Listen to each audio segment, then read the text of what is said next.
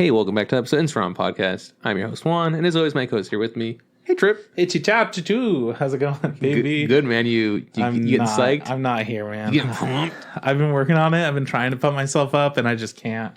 I'm too mellow. That's probably the perfect attitude to have for this week's topic. I guess that's actually true. It's very appropriate. This week we're talking about March Comes Like a Lion. Seasons 1 and 2. We watched all of it. 44 episodes, nonstop.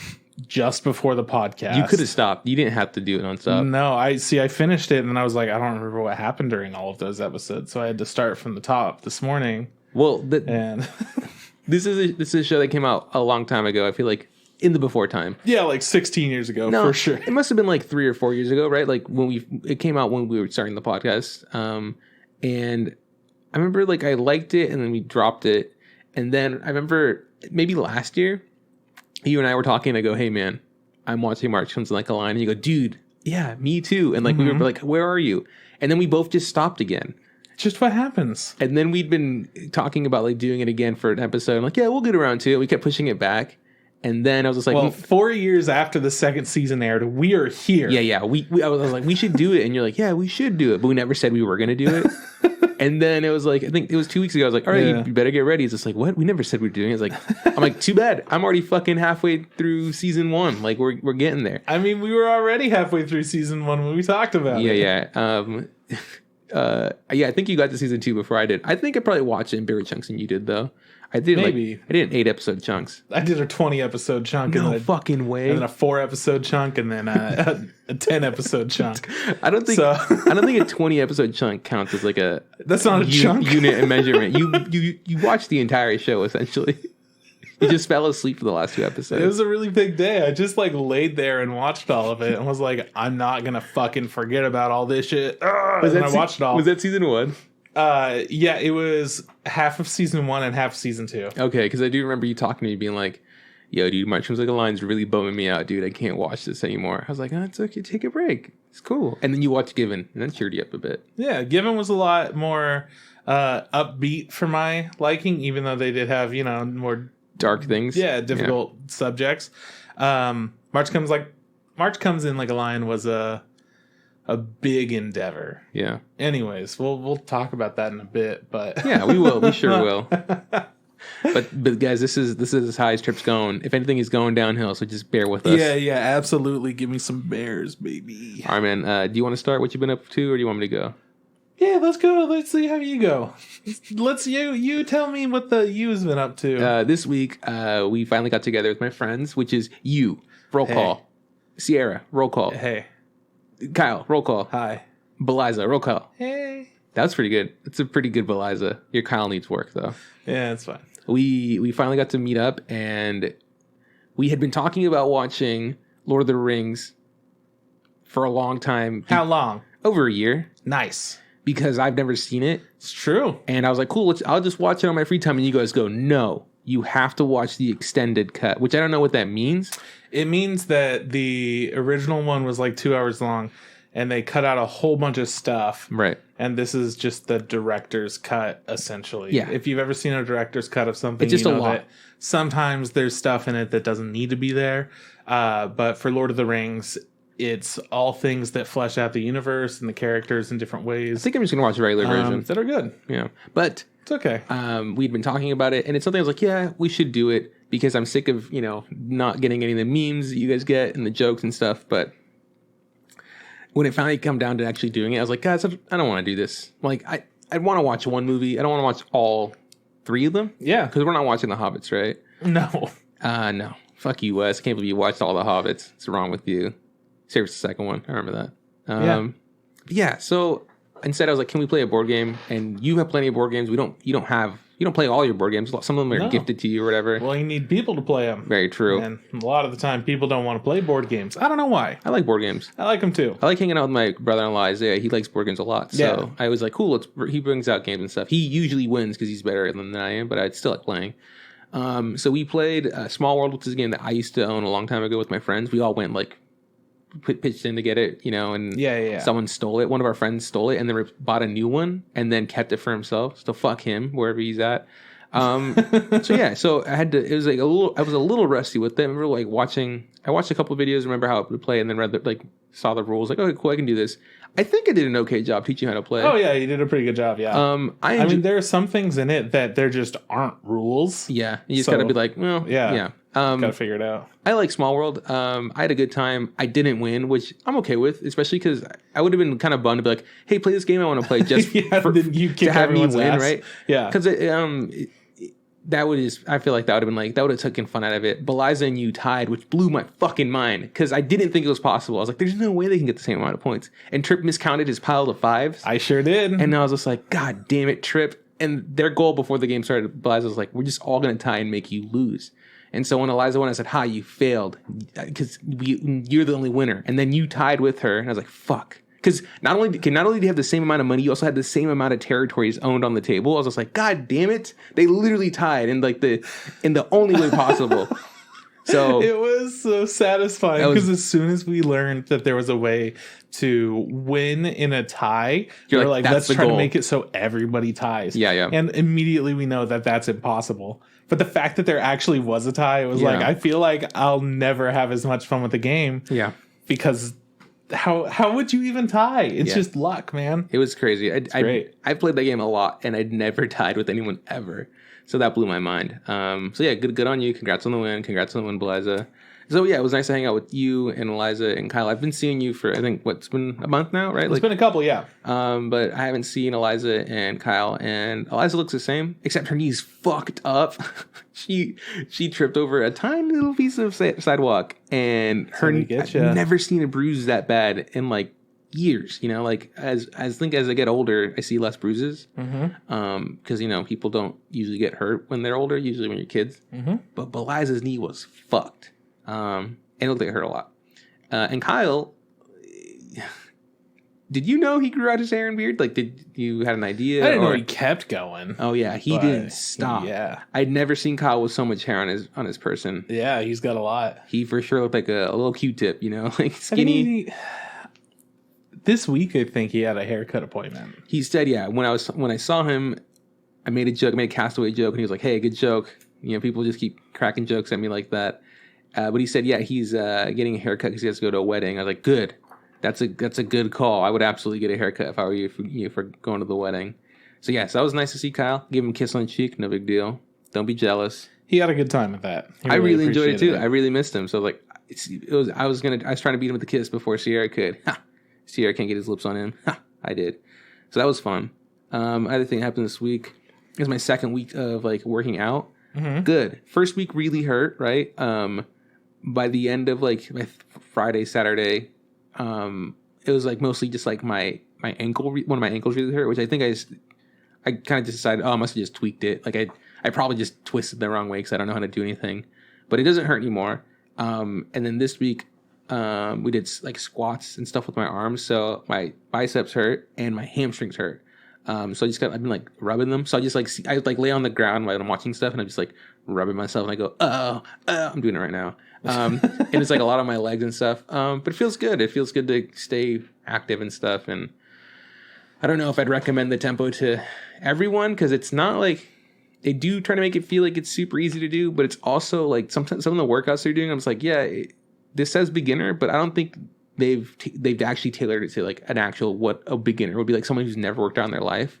I feel like they absolutely would just hurt themselves with some of the things they've asked them to do, but I'm enjoying it. Good.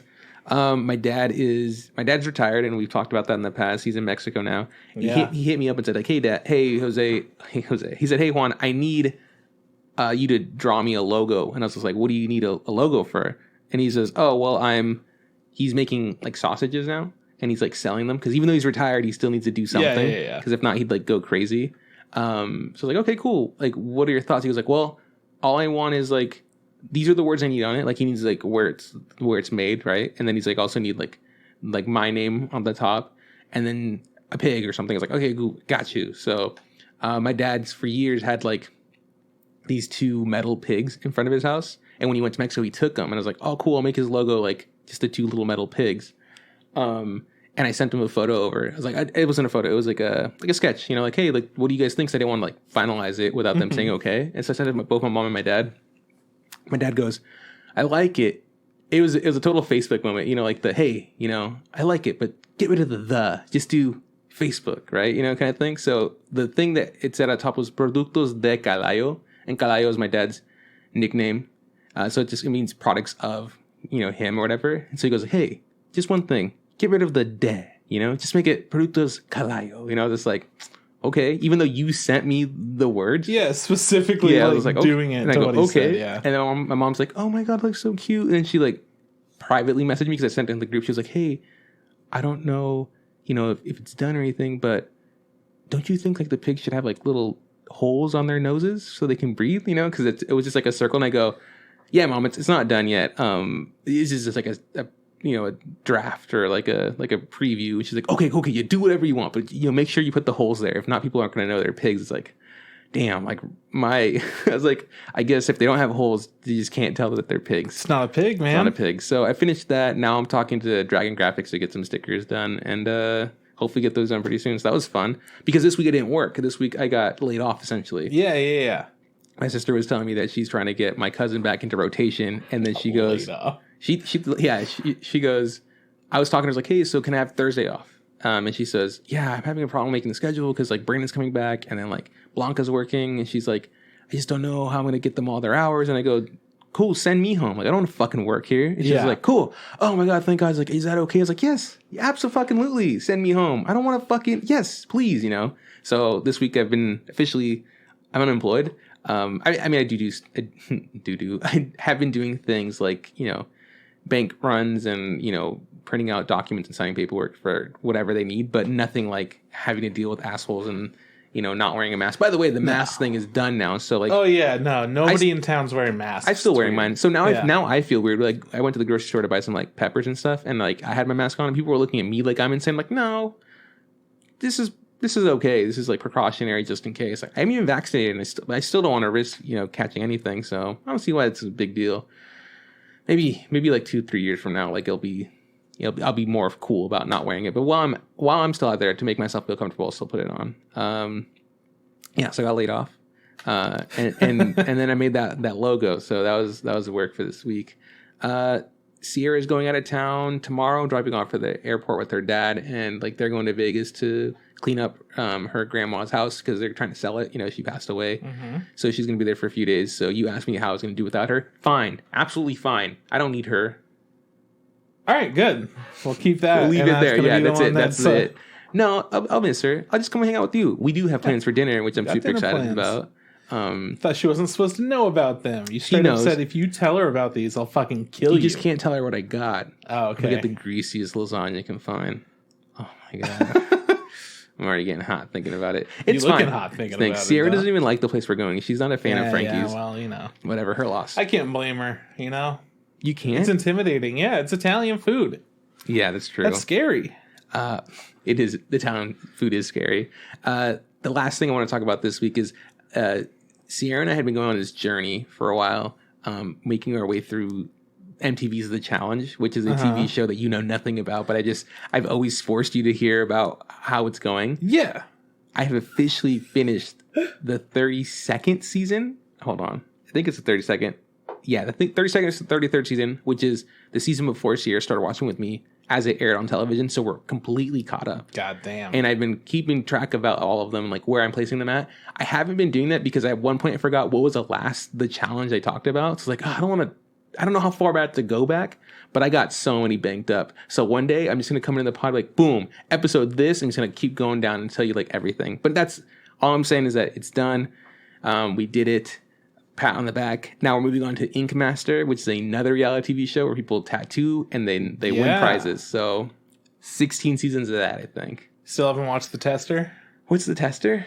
It's the PlayStation reality show. Was that on YouTube? Yeah. You gotta send me that. Send me the things so I don't forget, because I do want to watch that. It's really bad. It's really fun though. You told me that. And you should also watch Sex House. Anytime you want to watch, I don't want to watch Sex House. I've already decided I don't want Sex House. That makes no sense. As somebody who enjoys competition shows, it's not even real though, right? It's scripted. Yeah, no, it's an Onion skit, but it went on for like 10 episodes, and it progressively got better. It was during a time where Onion was trying like more narrative in their video projects, and I think that one really worked out. Sex House over Testers. Yeah, I highly recommend Sex House to anybody that has watched a full season of reality television at some point, like some kind of a reality competition type thing. I'm a little familiar with the reality competition shows. Yeah. I could say I've dabbled in them here or there. You know what's funny though? Watching so much of the challenge has made me think like, you know, these people go out there and they do crazy stuff. Like, you know, one of the most recent ones is like a monster truck was dragging a bunch of tires and they had to like jump from one tire to the next tire while they're being dragged and then like release the tires as they go.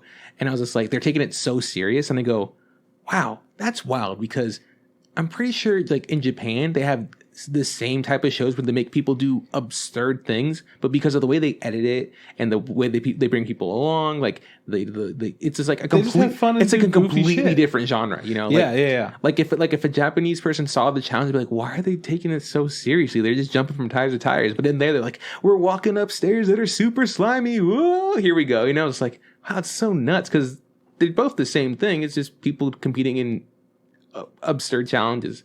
But yeah, it's funny to see these people be like, yeah, man, I trained for these and I was like, how do you train for swimming under like a bunch of water and then coming up to get air in like fucking little capsules of air? Like, muscles. The muscles don't help you that much because some of the lungs help. Honestly, the best people that play those games are people who are lean and can do like long distance running. Mm-hmm. People have great stamina because the final challenge is always like, hey, you do these weird things, but you also have to run like 1,000 miles and stuff. Yeah. And people who are just built like tanks with a bunch of muscle, they usually don't fare too well because they can't keep all that up. While you're talking about reality shows, I gotta look up this one that I always forget the name of. Well, describe it to me. Maybe I've seen it. It's like Bone Crusher Valley. Oh, is that the one about the bodybuilders or whatever you told me? Like super strong people that like meet up in the desert and like break stuff or whatever? Yeah. I think we talked about this last time. Yeah, I could only find it when I was at like hotels. That was it. Bone Crusher Valley? Steve Austin's Broken Skull Challenge. Wow, that is not what I expected at all. Yeah, it's pretty awful. Steve Austin, that's the Stone Cold Steve Austin. Stone Cold. Yeah, it's a wrestler. I don't remember him even being in the show. Maybe he did like the narration thing, kind of like the way Steph Curry does Holy Moly. Like he used to be there in season 1. In season 2, he's not even there. Yeah, he just phoned it in after that point. There. Yeah. Yep. Anyways, that's a terrible show if you ever want to check that out. Broken Skull Challenge. Yeah. It's just a bunch of yoked as fuck dudes out in the middle of a desert. Shit. Yeah, just screaming and throwing tires and like cement. Yeah, it's great. That's probably like right up my wheelhouse. So easy watching, man. That's it, man. That's what I've been doing this week. Fucking drew the logo. Sears leaving. Working out. Finished the challenge. You ever think about like the real world was such not the real world. Big Brother was such like a phenomenon. Still kind of is in the U.S. Mm-hmm. The reality show. And no, Big Brother, the fucking the government, the actual government. When pandemic happened, when everybody had to stay inside and quarantine and shit. Yeah.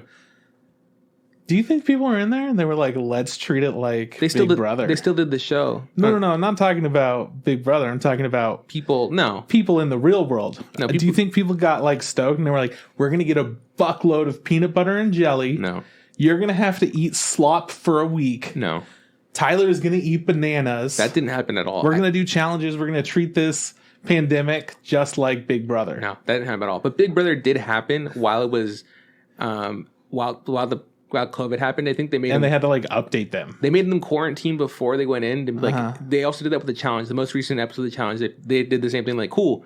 They had a big cast and they had to, get tested for a week before and then they got to go in the game or whatever.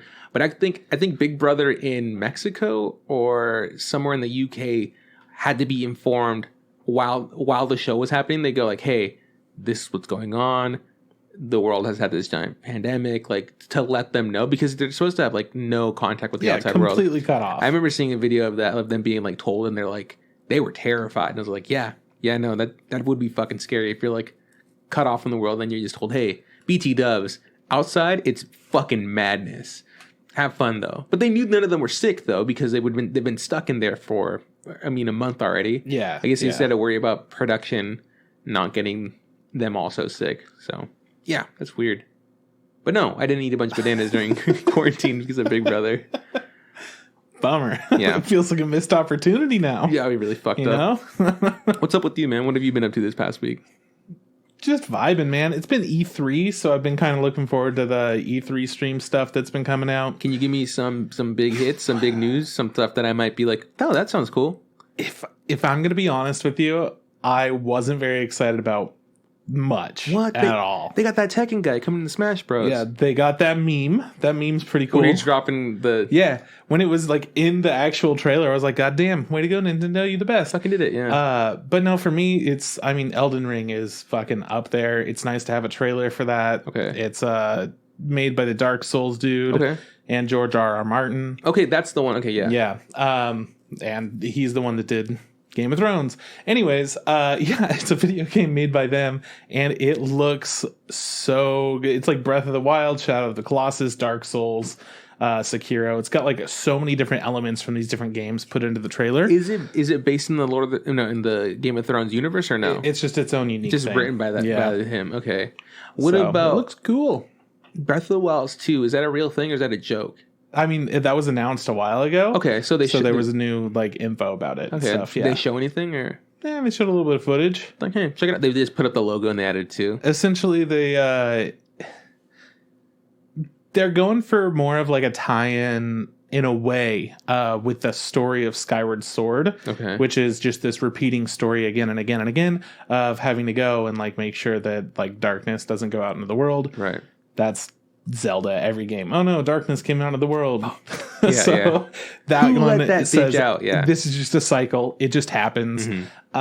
So they're going more towards like now. This is kind of how stuff like got into the skies in a way. I don't know. Who fucking knows? You'll probably play it though, right? Nintendo shit. Yeah, I'll play it. But for me, I'm personally most excited about WarioWare, which there were rumors about a game coming out soon. It's for Switch? And yeah, it's on Switch. Nice. It's going to come out. The trailer didn't make it look fantastic or anything, but I know I love WarioWare. Yeah, yeah. And the fact that it's going to be at least 2 players is going to be dope. Whoa. They're like 2 player specific micro games. Okay. So I'm into that. That does sound like fun. That's one of the games I for sure played when I was younger. I probably didn't have like the newest one that was out, but I remember having it on my Game Boy and being like, oh, I'm really bad at this. Yeah, exactly. It was tight. Just a bunch of different ones. They've always been super gimmicky. So some people are like, I don't know, it looks pretty gimmicky. And I'm like, that's the point. That's always been the point. The one on the Wii U was like, use the touch screen. The one on the DS was like, use the touch screen. Yeah, the one on the Game Boy Advance was like, use the weird thing inside of the game pack. Okay. It was called Twisted. I don't know if you remember that, but you had to like move your actual Game Boy Advance. Oh, I think so. Yeah, I don't think I owned one. I think, but I've seen it before. I didn't either. Big old bulky thing.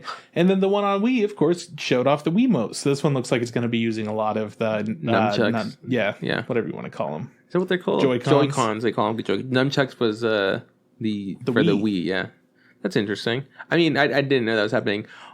When does Mario Golf drop? Like in a week. I'm stoked. Can't wait to get my golf on. I want to say it's on the 22nd, the same day that news happens this week. Don't worry. I'll tell you some news. Okay.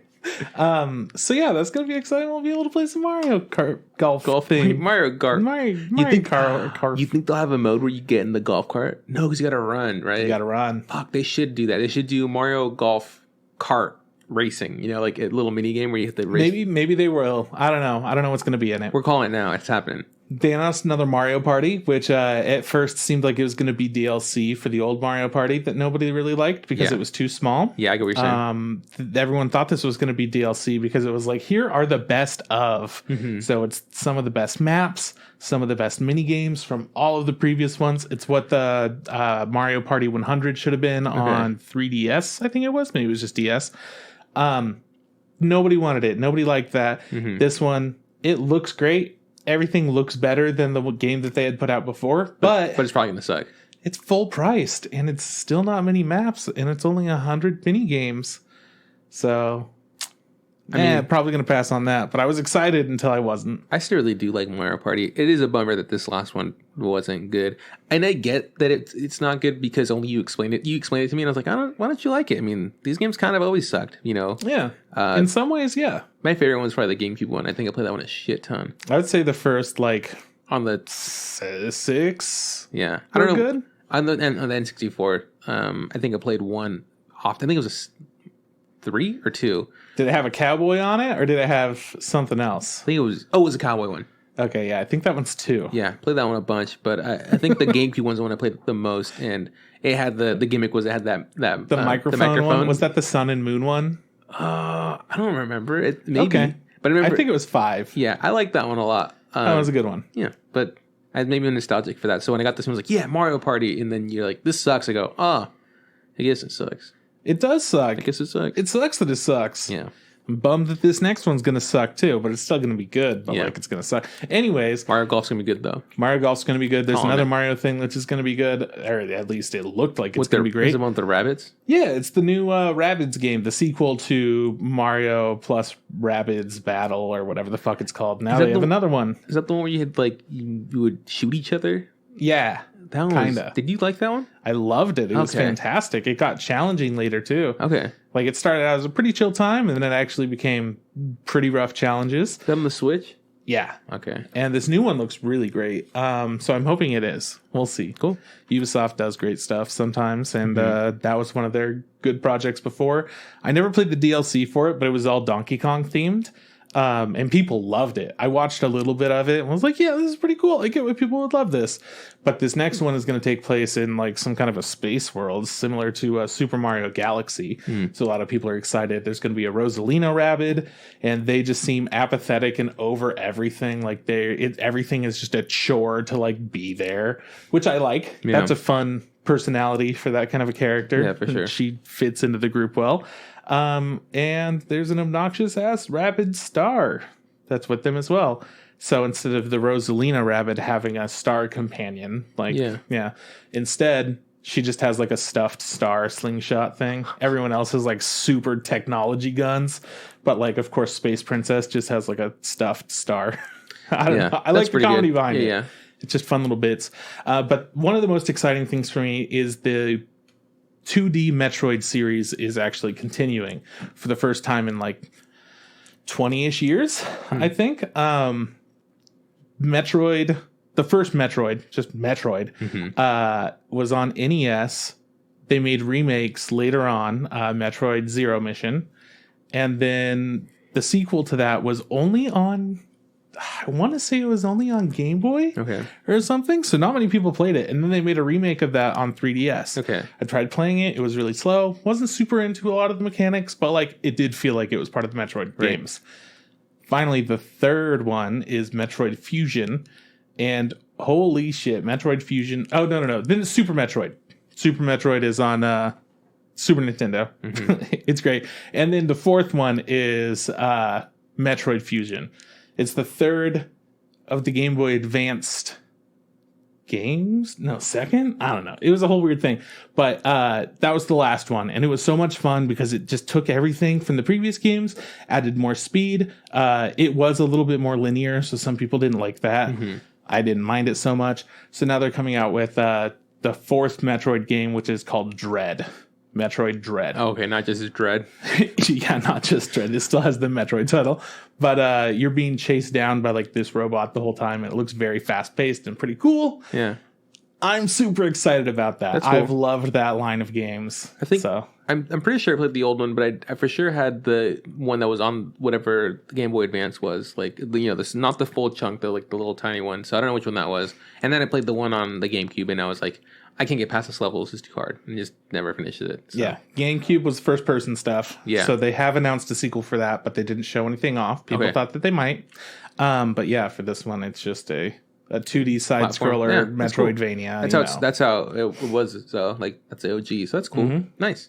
And you played one of the good ones. The only ones on Advance were really good in my opinion. Yeah. So I remember playing those. I mean, I probably didn't beat them just because I wasn't good at video games, but that's I for sure played the shit out of it and be like, you kind of play it. I would play it to the point like, well, this is as far as I always get, and then just kind of restart it. Or I would get stuck, and then I would come back to a game like 2 years later and see if I could pick up from where I left off. Sometimes, and you're like, idiot, it's right there the whole time. Sometimes that would be the case. Like, oh, why didn't I see that door? What a dumbass. Yeah, goes. Yeah. But E3 was really underwhelming. Not much was like, oh shit, this is crazy. Nice. There was some dorky ass Final Fantasy stuff. Okay. They're making a game called Final Fantasy Origins, which takes place before the first Final Fantasy, I'm pretty sure. I think you mentioned that it's to like me. a retelling of parts, but it's a whole different kind of gameplay than we've seen, to where it combines like Neo with the new Final Fantasy style. So it's very fluid, but all the I can't even talk. All the characters are edgy as fuck. Nice. So everyone's been memeing like, "Oh, chaos! I smell chaos! I'm gonna kill chaos!" Just again and again, because that's essentially their dialogue. It's so dumb looking, but people are saying the gameplay is incredible. So even though this edgy ass dumb looking game, like, it's not cool edgy, like Devil May Cry is like aware of itself, Right. This game felt like it was unaware of how edgy it was being, while like being so serious. I don't know. It was a bizarre trailer. Is this? And I fucking love that everyone immediately jumped on. This looks so stupid. This is so dumb. Is Final Fantasy one of those franchises that isn't exclusive to anybody? They just kind of go all over the place, or? It's all been done by Square Enix. I don't think that they've handed anything over to anyone. I mean, like, if I played it on PlayStation, you'd also play it on a different console, or No. it is just always PlayStation? No. Okay. it's only, It was Nintendo, and then it switched over to to Sony at some point. And then it was also on Nintendo products, but different games. So like Game Boy Advance had some stuff, GameCube had some stuff, while PlayStation 2 had some stuff. And then eventually, I think it was 11 was the first one to go on computer, which was an MMO. 12 was on multiple systems, I want to say. Like Xbox and PlayStation 3? Is that the one that had the anime? The anime. Right? I mean, had the anime, like, you know, with like the boys riding in the car or whatever. Is that one? Oh, no. That was 15. 15, okay. Yeah, and that one's PlayStation 4. Yeah. Okay. But everything is kind of moving around. Yeah. That's cool. Yeah. So you're probably not going to play Origins unless it's amazing, or? Oh, yeah. I have no interest in like Final Fantasy stuff until people say it's good. Yeah, okay. Cool. In general. But that trailer just gained a lot of notoriety for being super so edgy. Yeah. dorky. Yeah. It was Nice. great. Honestly, though, I have not been up to anything exciting this week because I met up with you guys. Right. It was a chill time, and that's about it. That was the highlight of my week. Yeah. Just had some solid phone calls. I hung out with a friend from out of town, but like nothing super special to report on. Just had some good times. Did you see your dad this week? Saw my dad. Did you say anything wild? It was his birthday, so we just hung out. How old? Dude, honestly, I don't know. Really? I mean, it's not something that matters to me. I get what you're saying. I don't remember my own age half the time. I have to think about the year I was born before I remember my age. Do a little bit of quick math. Yeah. Okay, yeah. But like, that's not something that's ever been a concern to me, is knowing how old somebody is. Well, I was just curious to see how old your dad was. Yeah. I don't know. My guess is he's all like late 50s. Okay. Yeah. Last I saw him, he looked around that. Yeah. I mean, just judging. That sounds good. Yeah. It's Yeah. not bad. I don't know. I just don't know the age of people in my family. Yeah. I don't know the age of my friends for the most part either. I just, whatever, man. We're all just homies. Yeah, okay. Yeah. That's it. Like I said, that's my week, man. You're the one that asked me more. It is pretty fucking boring, dude. Yeah. I don't have anything super wild to report to you. Oh, okay. You watch anything this week besides animes? Nah. Do you want E3. Yeah, E3. Lots of E3. Do you want to talk about animes that we watched? Nah. That's what we do, Trip. We have to. Fuck. All right. What animes did you watch? All of them. Which one do you want to know about? What do you think about Vivi? Vivi was great. It was another solid episode. Where we're going with Vivi right now is the end. So I feel like this week is a weird episode to talk about shows since we're just about to Talk about shows. Yeah. Yes. It's like one of the few times where I'm like, I don't really know if it's worth talking about right now. So this is what happened in Vivi. Yeah, but Vivi was still a good time and still going through some like darker story stuff. So I'm into that. But it's about to wrap up. Yeah, it's a good for sure. time. And I don't know. Megalobox was another good episode. I think season 1 was better overall, but I also don't know how this one's going to end yet. So maybe I'll have better like feelings about it after the fact. For sure, yeah. And then Super Cub was one of the less chill episodes, thanks to the last like 2 minutes. It was super chill all episode. Yeah. Super Cub is essentially boiled down to like the characters being like, God, fucking, we're having such a good time with our Super Cub, but it's cold. We need to get something to make our Super Cub less cold, and then they buy something to fix it. Or they go last week before I watched this episode, I was like, they're gonna have to buy chains. Yeah, and then this episode was like, you gotta buy chains. Or it's just like, it's really raining outside. I need to buy something so it doesn't rain. Boom, jacket, and then they have coffee. But this last part of this week's episode was actually the last week's episode, because this week's episode came out today. But it was. Yeah, you're right. Not chill. When I came over to play video games, I don't think you'd known that I had already watched it. But you and Kylie go like, "You ready for Super Cub?" Fucking somebody dies, just like that. I'm like, what? I was like, did you guys watch the episode after it? And they're like, no, this episode. I was like, oh, okay. I was like, yeah, dude, that's fucked up, because that's not what I signed up for with Super Cub. No, but I don't think she's gonna die. Yeah, she might die. She'll probably be fine. Nah, she'll be fine. We'll see. Yeah, she'll be fine. Yeah. Let's see. Shadow House. I didn't get around to Shadow House this week. What happened? Tell me. It was good. It was good. Yeah. Cool. Some stuff happened. Okay. So can you tell me, is the debut over? Or is there still more going on? Debut's done. Good. I'm happy it's done. I felt like last week it would have been done. I was like, it's not fucking done yet. It's done. Good. I have no clue. The point where this show is leaves me no room for guessing what the fuck is going to happen. Yeah, because it's too much. Mm-hmm. It's like they're not giving you enough information for you to make educated guesses about what the next steps of the show are going to be. Right. But it keeps throwing you so much more information while confusing you and opening the world up more. So it's like, here's a little bit of info, and the world expands 10 times over. Yeah. It's kind of the way that things keep feeling with it. This last episode had a lot of that. Okay. So I'm curious.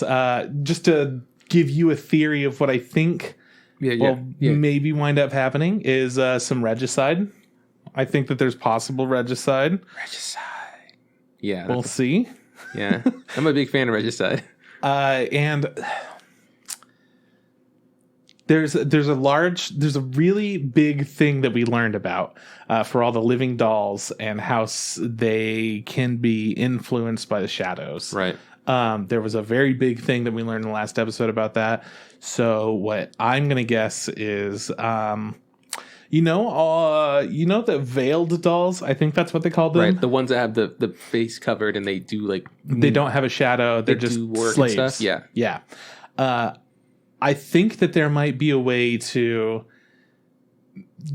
bring them back. Okay. So I think that's going to have to do with a little bit of regicide. But we'll see. Okay. Well, we'll hope for regicide, but if we don't get regicide, we'll figure it out. You don't get it, it's fine. Yeah. My Hero, we are, I don't know, it's at the point where it's like mellowing out. Yeah.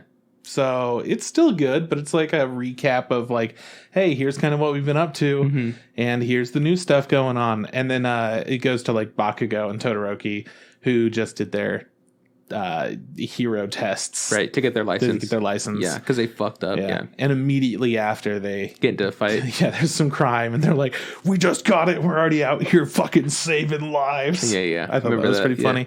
Then we've got those Snow White notes.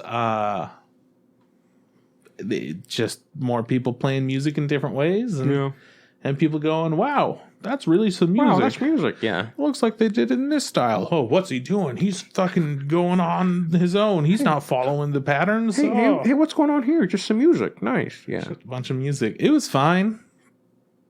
I'm not going to recommend that show to people. I'll tell you that much right now. I feel unless this last episode really blows me away, but it's been really nice music to listen to. Sometimes you get into a show and you're just like, yeah, this isn't great, but I might as well finish it. Yeah. I just like the music. That's all it comes down to. Just like the music. It's just cool ass music. And then Zombieland Saga was you just like the music. I just like the music of that. It was doing a little bit of back and forth between like, there were incidents that happened before this season started that we didn't get to see, so we got to see some of that and see where they're at right now. Okay. Yeah. It's a good time. I really like it. Okay, it's good. fun. But this last episode is a little bit of filling us in on what we missed in between seasons. And then we have Odd Taxi. Right. It's it's coming to an end. It really feels like there's a lot of deceit and trickery going on behind the scenes, and our boy might be in over his head, but that's how I keep feeling about it, and he keeps coming out okay, but I don't know what's gonna happen ever, man. For sure. It's just a whole bunch of setups and like, all right, then we're gonna go over here and you're gonna go back here, and then this is gonna happen, and I'm gonna drop this off here during that, so that way they can't track us, and if they do track us, then this thing's gonna go on and we'll just be able to go right over here, and then they won't even know. So it's like so it's very confusing. Yeah, very expository in this is the plan. We're going to follow through with it. These are the things. All right, now that I know the plan, I'm going to go talk to this person about how we're going to do that plan. And so then you hear it all over again, except it's like, this is how we're going to fuck that plan up. This is how we're actually going to do it, yeah. So there's a whole bunch of, that going on. It's fun. Yeah, I'm glad I'm saving that. I guess I'm just going to power through it. Now that I'm done with the challenge, I got so much free time. Yeah, lots of free time now, man. Yeah. To your eternity. I think you might be in have you watched it this week? Yeah. What's the last thing you remember? I mean, the last thing I remember is that we're in the middle of some rice fields, and we're gonna have a fight with God. Oh, with the God. With like Weed Boy. God. That's not those. Okay, well, I don't want to spoil anything, but yeah, I'm one after that. Yeah, I know. Yeah, dude, this show's good. I don't want to spoil it. It's good. We're calling it God. It's not God. I know that. That guy, no, that's not what I'm saying. The thing he's fighting isn't God. That's what I'm trying to tell you. It's God. No, because God's the guy that's they are both God. No, one of them is God, the other one's something else. Yeah, God. It's not called God. Why can't more things than God be called God? Because there's only one God. Praise be to him. Nah, man. Yes. Praise be to Kyle. There's only one love. One and truly God. No, so in the episode afterwards, that fight obviously gets resolved or whatever, and then there's a time jump. So, people get aged up, which I was like, cool. I didn't expect that to happen, but I'm glad it did. It's either in the intro or the outro where we were like, yeah, an age thing's going to happen at some point. Well, we saw that Gugu or whatever. Uh-huh. Gugu? I think that's his name. Gugu. Gugu, yeah. We're like, yo, dude, that guy looks just like Gugu, and he's older and spits fire. That's got to be him, right? Yeah. That happens. Yeah. And I will tell you now, the intro doesn't do him justice as to like how shredded he is. Like I was like, oh my god, this guy's fucking yoked. Also, the amount of time that has passed does not make sense with how big he got. Like in my opinion, like that doesn't make any sense. Like there's no way that in this growth spurts, it just I still don't believe it. Like it's still too much. It's too exaggerated. But yeah, no, I'm still liking the show. I feel like it's coming to an end. I haven't heard if it's a 2-core. I don't think it is. But I feel like this is one of those shows where I absolutely want to see more of it. Like I would gladly have a season 2 and, continue to enjoy it. Just because it feels like this story's barely scratched the surface and there's like so much more to happen. So I agree with you. Yeah. I think that it has been such a substantially entertaining show every episode that if it doesn't get another season, I'll just be surprised. That would be a shame, right? Like, yeah. Yeah, it'd be one of those like that doesn't make sense. Like other bad shows get second seasons, and why didn't this like great show get one? So far, gladly I can say like this season of anime has like hands down been like really good in my opinion. Like I'm enjoying like a lot of things that I'm watching. I also caught up with Tokyo Revengers, which is a show that you're not watching. I have to talk to Kyle about this. My friend Kyle, also your friend. Just not the Kyle that we're talking about, this guy just does not stop getting his ass beat. Like, in the most recent episode, he has to save. I think his name is Draken, which is one of the gang members or whatever, the leaders. He's gone back in the past to make sure he doesn't die, and so he's like, "Cool, my only job is to make sure he doesn't die." And he thinks he stops the conflict from happening, but he doesn't, right? And so I'm just like, dude, you're horrible at this. Just get better. Like we're 11 episodes in or whatever, 9 episodes in, 10 episodes in. Why aren't you better at going back in time and doing what you're supposed to do? And so he's like, just got to make sure he doesn't get stabbed. Guess what? He got stabbed. He's like, okay, well, I got to get him in the hospital. Guess what? You can't get him in the hospital because he runs into other, gang members. I'm like, cool, do something. And his solution is always, I'm just gonna get my ass beat. And he got his ass beat again. But he did choke someone out. Like he put him in. How is he not getting stabbed and stuff? He got stabbed. He got stabbed in the hand. And then he got the knife and threw it away so they couldn't get it anymore. But then he did choke out that one guy, the one guy that was beating him up in that first episode. I think, you know, he was like an older bully or whatever. And it was like, cool. And he's like, but he still had 5 of their friends, and like he was just gonna have to fight all of them. Then his friends showed up and they got their ass beat. I was like, oh my god, this show is just the main character and his friends always getting their ass beat. So it's fine. I don't love it. I'm really upset with how the time travel, he's not getting better at his time travel stuff. Like just do good. It just, like, the dude from Erased did such a better job of being like, cool, I'm gonna fucking fix shit. Like, you know, he also happened to have like the smartest person ever sitting next to him at all times. Oh, you mean genius boy with the blonde hair? Kenya Didn't deserve him. He was too good for this world. He's a good boy. Yeah. No, but still, I feel like our main character in Erased was still just more competent. Like, he completely was, because, you know, he was an adult instead of some mystery aged like child-looking man. He's an adult, but he just happens to look 14. Yeah. I'm assuming that he didn't age at all, but they just threw a number on him. Yeah, for sure. But yeah, I'm still watching it. I'm on board. I think with, like, you know, with Snow White Notes. Like, I don't love it, but I'm gonna finish it just because, you know, I'm so invested. Might as well just cap it off. I don't think if this continues like in the second season, I'd like pick it up because I'm not super invested. But yeah, it's fine. What if it's a 24 episode season? I might stop. Yeah, just because if they go to 12 and then it's like, cool, that's the end of the arc. I'm like, cool, that's good. I don't care anymore. If next season is like super light and there's any good stuff, then maybe I'd keep going or whatever. But we'll have to wait and see. Yeah, but nothing right now is making me saying I'd have to finish or continue to a second season if there is one. Damn, it is what it is. It's okay. It's okay. Well, hopefully you and Kyle can talk it out and figure out if it's worth watching. I just need to know, because he really likes the manga. Maybe I should just read the manga instead, because so far the anime is not really like. I just don't think it's for you. Yeah, but I'm really liking To Your Eternity, which is also a manga that he also really recommended. I'm like, cool, that's great. Like, if that show gets canceled, it doesn't get a second season, I would absolutely continue to read it because I want to know what happens. It's hard because, like, that's kind of the point of our podcast, is to have two different kinds of opinions on something. Usually it winds up being the same. Yeah. But there are times where we have different opinions on it. And, like, I don't know, man. If you haven't liked the entire first half of this season or the entire season, but for some reason people still like the manga, like, what is it? What is it that keeps that going? I don't know. I mean, completionism, right? Maybe like you're like, I have to keep going because I already started it. People who take a lot of pride in finishing things, right? Yeah. I think I don't have that, where I'm just like, if I don't enjoy it and I don't want to watch anymore, I won't. And I don't feel bad about not finishing it. I go, cool, I watched 12 episodes of this 50 episode show and I go, whatever, it's not good enough in my opinion to continue. But some people are like, fuck that, I'm gonna keep on it. Just like, I'm sure One Piece is great, right? But there's so much of it. I'm like, no, that's fine. I don't want to get into it. But it's a lot. I'm sure there's people who like maybe tired of One Piece, but there's like, no, I've already invested 300 episodes. Might as well keep writing this one. So My Hero's past 100 episodes now. That's wild to think that. Yeah, and I feel like what season wasn't that great? The raid season, right? Yeah, but it's better for bingers. Yeah, but I'm saying, like, say we would have stopped, could you think about like stopping and being like, no, I'm never gonna watch any more? No, because like I've already watched 2 other seasons before this, right? 3 other seasons. This is season 5 of My Hero, right? Yeah, right. I don't know, man. I don't know.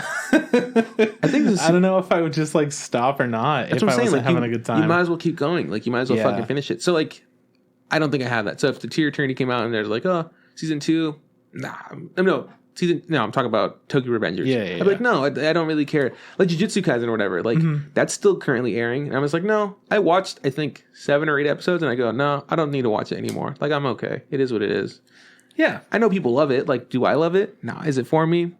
No, I don't think so. All right, man. Want to do the news? That's what's next usually. Yeah, that is usually what's next. Well, I don't have good news to start. So, unfortunately, voice actress Haruka Nagashima passed away at the age of 33, which is just far too young, and it's super sad that happened. I did see that. We'll have a moment of silence for her. All right, she'll be missed. That sucks. Did it say what she passed away from? Was it no? They wanted to keep it private. That's nice. But it sounds like she was struggling with something in the hospital for a while too. Some health care. It had been some health issues. Yeah. That's a bummer. ongoing problems. Yeah. It's a very young age to go, too. Yeah, it's wild. Yeah. But on to some very different, better news. Okay. Good. Hololive Vtubers Aqua, Subaru, and Nene are going to sing the ending song for the new anime adaptation of the manga, Jayh-sama wa Kujikenai, which is the one of the like cat girl slice of life looking thing. I don't know what that is. But you said VTubers are doing it? Yeah, VTubers are doing the end song, Hololive Vtubers. So that's kind of like a big deal. Is that not that's not the VTubers show that's going to be coming out later, though, either, right? Because they're doing something, right? We talked about this? Mm-hmm. Yeah, okay. Interesting. They're doing a project. We don't know if it's a show. But we don't know what we've kind of speculated a it's lot going of to be an people anime, are yeah. thinking, yeah. I mean, it makes sense, right? Why wouldn't they do that? But who knows? we'll see. Well, cool. I'm glad that they're getting out there and doing stuff. Maybe they should do a fucking show. Maybe. You know who is doing a fucking show? It's actually a movie, but whatever. Lord of the Rings. Right, yeah. I saw. Oh, not only is it a movie or whatever, right? It's anime, right? I listened to. That's why I'm talking about it during the news. That's wild, dude. I was like, how fucking dare you bring it, fucking Lord of the Rings into this conversation? You know I don't know anything about that. Lord of the Rings: The War of Rohirrim is going to be directed by Kenji Kamiyama. Or Kamiyama. Yeah, no. There's another podcast I listen to that's really into more like geek culture and stuff like that, movies and stuff, and. They read an email from one of their listeners being like, "Hey, how do you guys feel about the new Lord of the Rings anime?" He goes, "I personally hate anime, but I love Lord of the Rings, so I'm, And a lot of people just don't. I mean, it's one of those things where like you don't know what anime is unless you watch a lot of anime, right? So you can't really know what anime is until you just get into it. And a lot of people will know a little bit or watch something or a couple of things that their friends want them to watch, right? And then they won't like it because they were poorly recommended things. But then Lord of the Rings, this might be a huge thing for the anime market. In other countries, I think it's doing fine in Japan. Do you know... Okay, but that's the first thing we've heard about this, right? Like, we don't know like when it's released or if it's going to be dropped on Netflix or HBO or anything like that. It's coming out tonight. No, it's not. You fucking liar. How dare you lie to me? It's not. You son of a bitch. That would be so crazy, though. I'm fucking playing with my emotions here. Nah, man. Maybe we'll find out more at Anime Expo Light, but probably not. Probably not, but we'll probably for sure watch it, so. Yeah. Hey, man. AnimeLab's going to become Funimation in Australia and New Zealand. Cool. Hey, Magia record Puella Madoka Magica Side Story Season 2 is going to air in summer this year. I literally forgot that was a thing, the side story thing, and then I was scrolling through someone's like Wikipedia projects, and I was like, they did that? And I go, there's a fucking second season of that? Wow, we really didn't fuck with that, did we? I was not into it, and I'm a big... You're a huge Madoka fan. Madoka man. Like all that shit's behind you. I even played the mobile game for that show, like before it came out. Yeah. And didn't do it. Apparently, there was a really big event where like everybody that had the game was supposed to get together and like fight one giant boss together. Right. Did it ever happen? That sounds crazy. Yeah. So it's just like a bunch of magical girls in this game killing a witch together across the world. So season 2 is probably going to be that or whatever. I don't know. Hey, Shaman King 2021 is going to premiere on Netflix on August 9th. You pretty stoked? Yeah, you feeling jazzed? I'm excited. I don't remember much about Shaman King. I remember it being on, either 4Kids TV, Foxbox, or whatever it was. Same thing, probably. Whatever. It was one of those. And I remember seeing it and being like, this is stupid. And like, watching something else. But I'm sure some people felt the same way about Ultimate Muscle. I'm like, they thought I was dumb. But Sierra was a huge fan of Shaman King's. And we bought her some of the Shaman King figures that kind of come together, which are sick as fuck. So I don't know. I'm excited for this. I'm curious to see if it being done more recently and maybe it'll change my opinion or make me like it, because I don't know what it's about besides Shaman Kings. It's the king of all shamans. Yeah, the king of shamans. That's essentially what it is. Yeah, so that should be fun. Another fun thing, Beastars Season 2 is coming to Netflix on July 15th. Oh, man. We're going to have to watch that. Yeah. This should be good. I'm excited. Yeah. Super stoked. I remember, yeah. The top comment on that on Reddit cracked me up. Netflix is like the new Internet Explorer, which is fucking real when it comes to anime. Yeah, probably. Netflix is... They're trying to come for that title of powerhouse of anime. Still belongs to High Dive, obviously, but Yeah, obvi, but they'll get there. Hey, Demon Slayer Kimetsu no Yaiba the movie Mugen Train is going to be streaming exclusively on Funimation starting June 22nd, which is like a week from today. Oh, what's also happening on the 22nd? I don't know. Oh, you said, is it maybe Mario Golf? Yeah. Yeah. So we're gonna be playing. We're gonna be playing Mario Golf instead of watching Mugen Trains because we don't do Demon Slayer. Sorry, we do golf. Yeah. We are big golfers in this house. We got the clubs. That's all the news that I have for you. So now, as I'm sure you've been eagerly awaiting, we have some opinions to share on a show called March Comes In Like a Lion. We watched the first and second season, both made by the studio Shaft. You might know Shaft from the Monogatari series, as well as Madoka Magica, and they've done a whole bunch more stuff that you people enjoy. Not me, though. Yeah, no. So yeah, this came out 3 years ago? I don't know if you have the date on that. Yeah, I do have the date. 5 years ago. 5 years? No, it can't. Really? Do you want the exact date? I would like the exact time and date that this aired.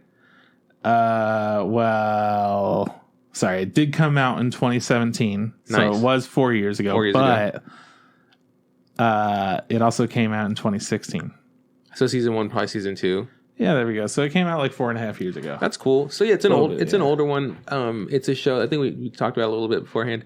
That came out during while we were doing the pod, but we for some reason just neither of us really got into it. Maybe because it's super fucking depressing. But I know that when it was airing at that time, there were other things that were more interesting because I did want to watch it, and I watched a few episodes, and then I was like, I'll get back to this later, and then I didn't wind up getting back to it later. Yeah. And then everyone was like, season 2, it's so good, it's so fucking good, you guys. And then, well, here we are. I remember vividly talking about me really disliking their mouths, the shape that they made. They were very frog and toad shaped. Yeah, and I was like, I like it. And I was like, I fucking hate that. They look like puppets. And yeah, they do look like fucking little Kermits. But coming back to it, one of my favorite things about this show, besides not just the toad shaped faces, but just the designs and the art and the animation, that was probably like my favorite part about the entire anime. Like I think it just visually looks really good and stunning. And that's probably what really got me into it. Also, I'm a huge shogi fan. Who would have thunk it? Not Juan. I tried to play shogi once. It was really hard. I was like, I don't get any of these rules. I remember you telling me about that. Couldn't fucking beat anything. Remember Kyle telling me that he played shogi on the Yakuza game? Yeah. And he's just like, it doesn't matter. It doesn't matter how hard you fucking play. You'll never beat this. It's like you just instantly lose at a certain level. Like it's impossible to beat. So yeah. So what's this show about, Trip? Depression. Oh, come bullying. on, dude. Yeah. Give it to me. Just life problems, health problems. Just being the saddest thing possible. Yeah. And the people that you choose to support you. Yeah. Your chosen family. Yes. That's a great way to say it. Yeah. Overcoming difficulties. This show had a lot of like good messages. It was just also really heavy. Which is surprising because it didn't look like it'd be a heavy show. Visually, it looks like it's it looks very charming. It looks very slice of life. And then like you get really cute characters like, Momo or whatever, and you're like, oh my gosh, she's so adorable. And then someone comes in like, I'm depressed. I can't eat or sleep. All I think about is shogi. And I go, oh, fucking dude, come on. And now we're sad again. And that's just how it goes, man. Yeah. So we follow our main character. What's his name? Ray something. I don't know. He is a professional shogi player. He made his debut when he was in middle school, which I think in the show, I don't know if this is in real, but in the show, only 5 people have ever done that before. So he, like many things, there's different rankings and stuff, and he's a fairly high ranking. I think when the show starts, his ranking had slipped a little bit or whatever. Yeah, like he was the fucking best kid to ever play shogi. Essentially, he was a prodigy, right? Yeah. He's the next big thing. And then shit happened. He got really sad because, life. Depression, man. His parents and his sister passed away in a car accident, and he gets adopted by a shogi teacher and gets brought in and has a whole bunch of drama with his family because, I don't know, they don't understand Ray, right? Yeah. I mean, that happens a lot later, too. So that's like big spoilers for people. But that, fuck you. This show's 4 years old. Go watch it. It's on Netflix. I mean, but we're... Isn't the whole point of this show is to decide like if it's worth checking out or Absolutely. like giving a short synopsis of it before that, and then we divulge all the information? Yeah, so this is what happened at the end. So the very end of the show ends like this. Oh my god. So he's really sad and he lives by himself and he's playing shogi. He doesn't. I don't know. He's just a real sad sack. He's barely getting by each day. He doesn't like look out for himself. His apartment doesn't have any like furniture. He's at like tea or whatever, some water. It's a very sad existence essentially. And then he meets. I think he meets the older sister first. Like he meets a girl who works at I don't know what they're called. I mean, later we learn that he didn't meet the older sister first. I thought he did meet her first. There was like a little like Ladybug episode.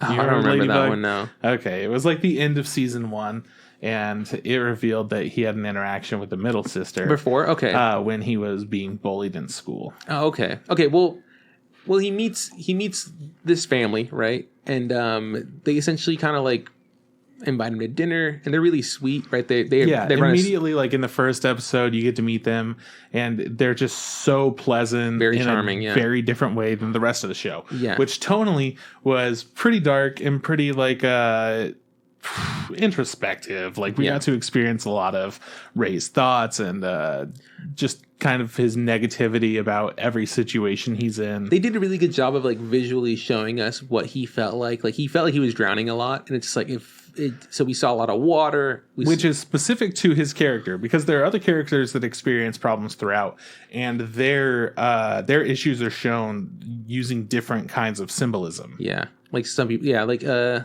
we'll get to those later. One of the last ones was using like wraps, like cloth wraps that were wrapping up. Oh, I get what you're saying. Yeah, like I forget what they're called. Dragging him behind. Yeah, what you're saying. I don't know what they're called, but I think they mean something like a trophy essentially. Like the wraps meant something in shogi, and I didn't look into it too much because I don't know anything about shogi.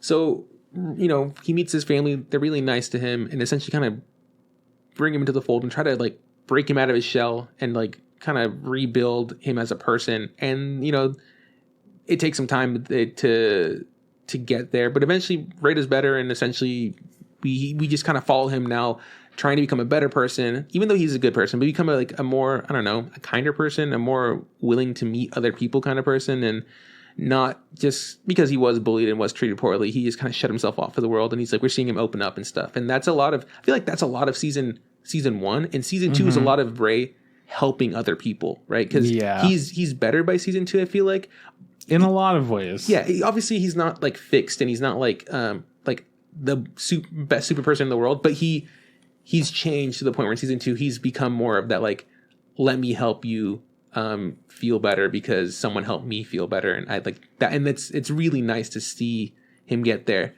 But that's the gist of it. There's a lot of shogi that gets played in between. Like they use it as a tool to show people like going through things and stuff. And I remember that you were telling me that that's one of like the parts that you didn't like about the show, because you just didn't really get into shogi, I guess.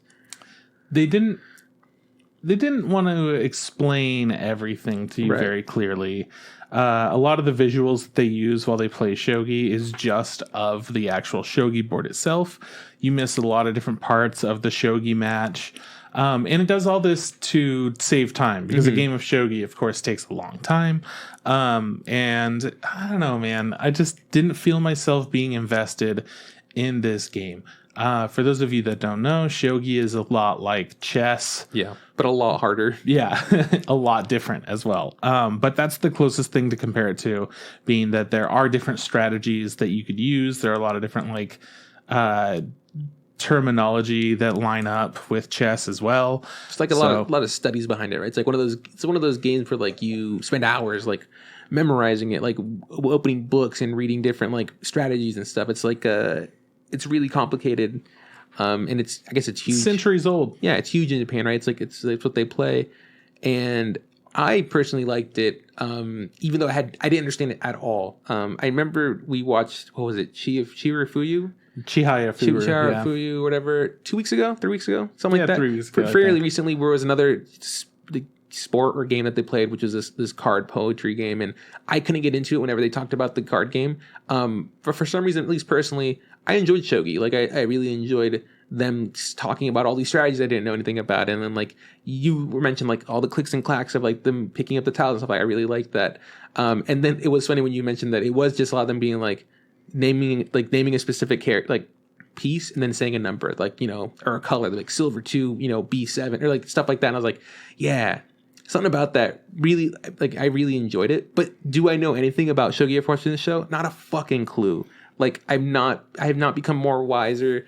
And I don't understand the sport or the game anywhere like more than I did when I first started. And they don't put an emphasis on how certain things are going to be better tactically, like than others. Yeah. Oh man, he's being really aggressive, and you go, okay, he's being really aggressive. Oh, he would normally take like a defensive stance right now, but he just did something aggressive. But they never say in what way is it more defensive or aggressive. They never really reiterate what the goal of shogi is. Right. Like other sports or like, you know, like other games like Yu-Gi-Oh, they'd be like, oh, he did this, he did that, because of, like, we don't ever get those moments where they're explaining what's going on in depth. It doesn't need to be super expository or anything. I think that it should teach you enough for you to be able to follow along with relative ease, like most other sports type shows do. Like, but you could look to Haikyuu. Yeah, as that you could look to, of course, Chihaya Furu, right, which has a more of an emphasis of, yeah, this is how the game is played, and here's some things. And then when something new happens that surprises the characters, they go, what the fuck's going on? Right. They figure out what the new strategy is that they haven't had to deal with before, and then they're able to kind of like use that to adjust how they play. But I didn't feel like there was any kind of learning through playing at all as far as like the game goes. So what they were trying to do with March Comes In Like a Lion, whenever the characters would play shogi, it was more of a like, oh, this person plays this way, and this is like what their deal is, and that's their trauma, and that's their past and whatnot, and this is all the things that they've won, and this is how much this means to them. And it's just telling us a lot of information, but it's not telling us anything about the actual game that they're playing. Right. So I always found myself being like, I don't give a shit when they're talking about the game. Right. Because Kinda they don't give tuning a out. shit when they talk about the game. Yeah. Shogi felt like a real like back piece to this story. No, yeah. Which was bizarre to me, considering it was such a focal point of our characters' multiple drives in life, Right. as well as other characters' drives. I felt like instead it was just like, yeah, you have to play good because that's what we do. that's We're just shogi our players. thing. I almost feel like, you know, the more I watch it, that this became less of a show that mattered about the shogi. Like, the shogi was there, and there was times where watching the show, especially like later into season 2, where I'm just like, oh, that's right, they're still playing matches and they're still going to tournaments and stuff. But in the early parts of the first season, there was more shogi, and then as we got further, it was like we would see shogi, but then we would also get the thing where like they'd be in the middle of a match, and then all of a sudden it would cut to Ray or another character like, you know, walking or smoking or drinking or something, and they'd be like, oh, in their monologue they would be like, oh yeah, by the way, I lost or whatever, or by the way, I won. So when they started doing that, I was like, cool. Obviously, the shogi's not the important part of the game, part of the show. So it's like, so great. So if they're not important in the way that like, it doesn't matter, because they play so many shogi matches that like I still don't even understand how the ranking system works, right? But if they didn't care to teach me, then I didn't care to learn. I was like, whatever, I don't care. I enjoy those parts because it's like, it seems like they're really into it. And like, okay, cool, good for them, and I'm enjoying that. But is that like the make or break of the show? No. Was it super entertaining? I wouldn't say so, but I personally enjoyed it because, you know, it's dumb and I like dumb things sometimes. But yeah, I would say it completely broke the show for me, and I wouldn't recommend it to anybody. Yeah, absolutely. And I came away so frustrated with that feeling, because I was just like, every part of the show that isn't shogi is great. But there were like 5 episodes in a row that were just shogi. Right. And I didn't give a fuck any episode. I was just like, who gives a shit? I don't care, because you're not telling me what any of this actually means. Right. I think maybe it's just like, maybe it's something that's kind of lost in translation, where like I think that's the problem. In Japan, it's bigger. It's more like a widely known thing. Because I watched the Queen's Gambit, and I don't know. I've played chess a lot more than I've ever played shogi, right? So when they're talking about stuff in the Queen's Gambit, like, okay, cool, I can follow, I get it. I don't expect them to teach me how to play or whatever.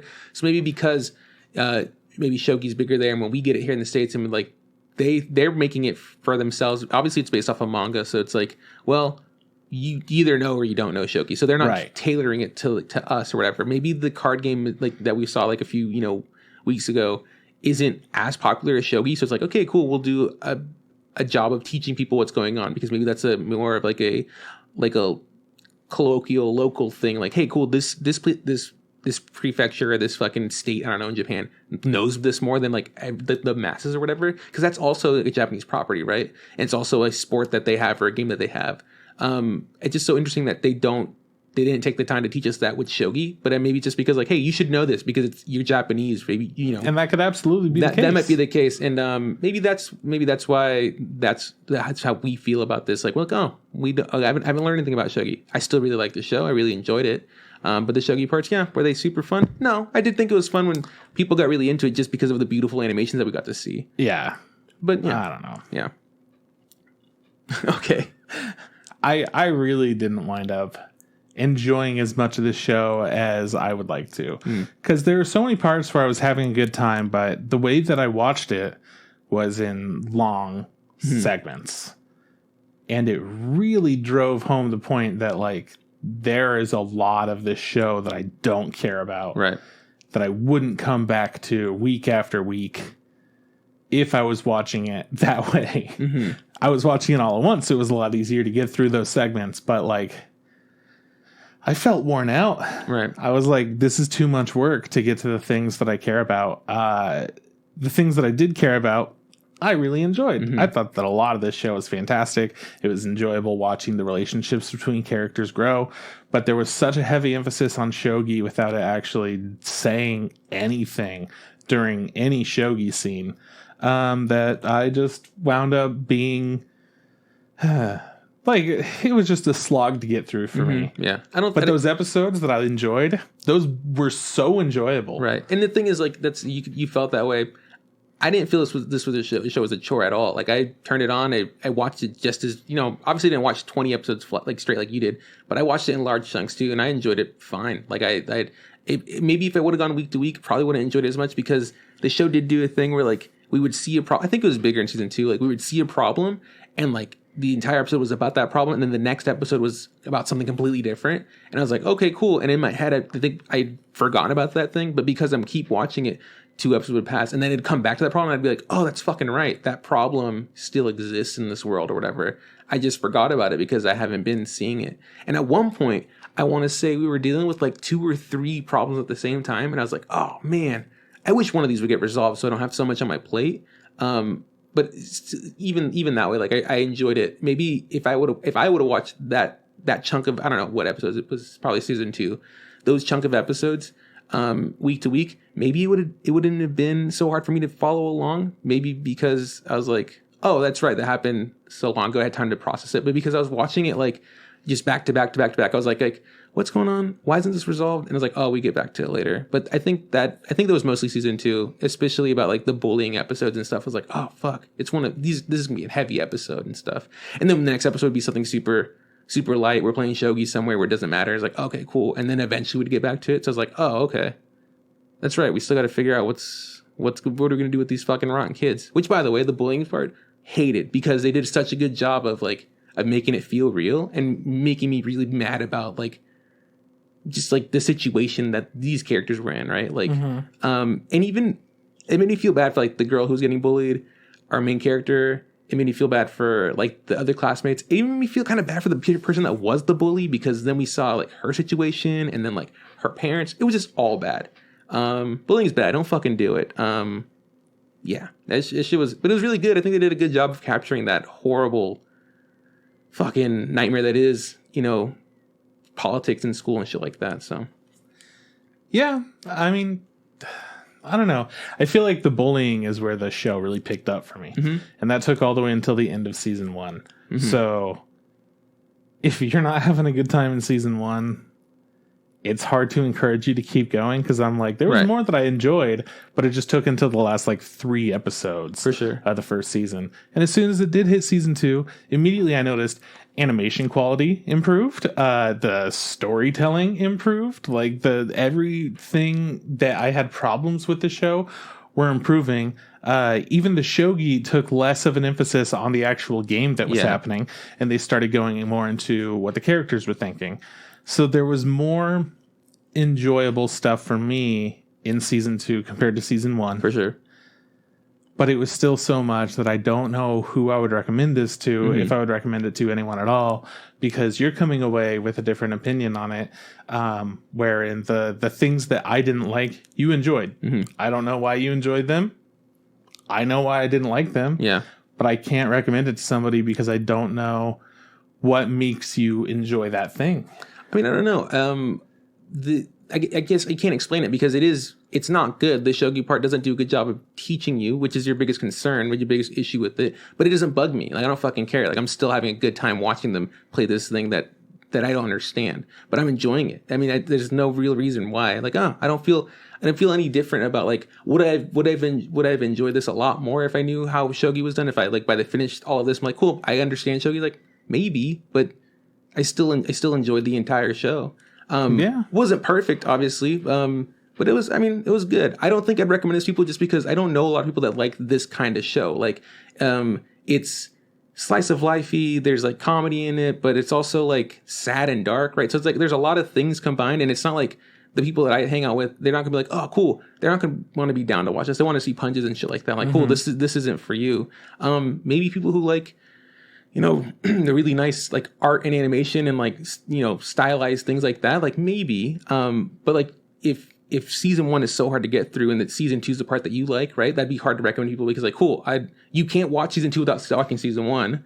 So it's like, cool, try to get through season 1, enjoy season 2. But maybe, I mean, I think it's good that you think that season 2 got so much better than season 1. Oh, so much because better. That's obviously what we want in anime. We don't want it to be like amazing and then go downhill, right? Like fucking, we don't want to promise everything it's amazing and then season 2 is a total trash fest. So for it to, you know, improve in storytelling, you know, animation, visuals, you know, narrative, all that stuff, it's a positive thing, at least a positive note that they're getting better. If there were a season 3, I think I'd watch a season 3. I don't know if that's going to happen. This show is fairly old, and I haven't heard anybody say anything about there being a season 3. Like, I haven't seen it. I know that it's based off a manga, and the story does continue. And I think something got spoiled for me, but it's not like a big thing. I think there's like a relationship that blooms will be like, that's not surprising. The you know, watching the show, at least watching 40-ish episodes of it, right? 44. Right? Like after watching that, it's like, cool, that makes sense. That makes for it to go to that trajectory. But yeah, overall, I had a good time with, you know, Marksman's Like Line. It wasn't hard for me to watch. I mean, season 1 was tough for you. You enjoy season 2 better, which I think is good. So yeah, I mean, it is what it is, though. It's not, you know, it's obviously not for everyone. So, all right, let's get into spoilers and stuff. What can we spoil? I mean, the entire show, essentially. Yeah. I don't think we've said anything specific this whole time other than about his family. Yeah. So yeah, essentially, it comes down to the beginning is about Ray specifically and his issues, and then how he has come to kind of be a part of this other family of these 3 girls and their grandpa. And we slowly get to learn a little bit more about their story. They kind of have a safe home for him to where they invite him over for dinner. And those scenes are always like very high energy, bright colors. Everything looks adorable and great in those scenes.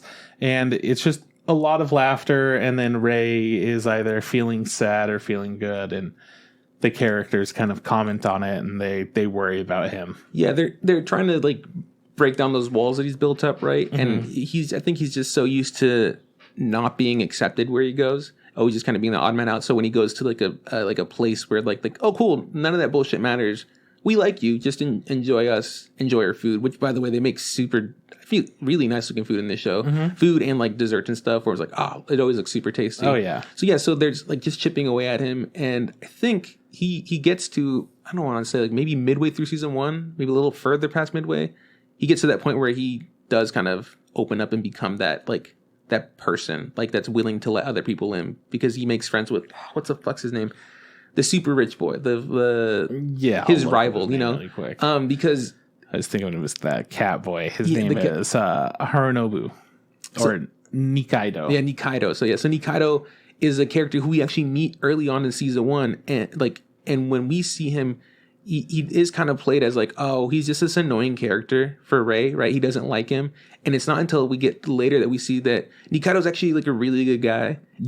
And he, even though he always like calls like Rei out, like, oh, we're fucking rivals and stuff, he means it like in the most positive way. He essentially like, he means it in an anime way of like, we will never let each other out of each other's sights. Exactly. We're going to constantly make each other better until we're best friends. It's just like, and like he gets to that point where like Rei accepts him, like, oh my God, like, yeah, he's still kind of, you know, teases him and like nudges him and stuff, but he's just like, no, Nikaido and him are boys.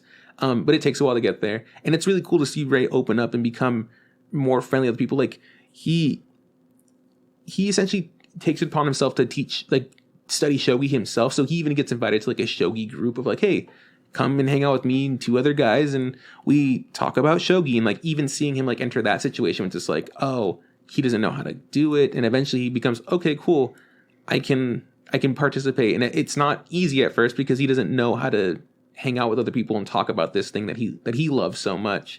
So he becomes a better person. Essentially, he's not fixed by any means. He's still damaged. And then when he becomes a better person, shit hits the fan, and like from his past and comes back. Like his stepsister comes in, not even a stepsister, adopted sister comes in, and she's in there for like a few episodes. She's kind of fucks with his head. She's like really mean to him and disappears again, which is good because I don't like her.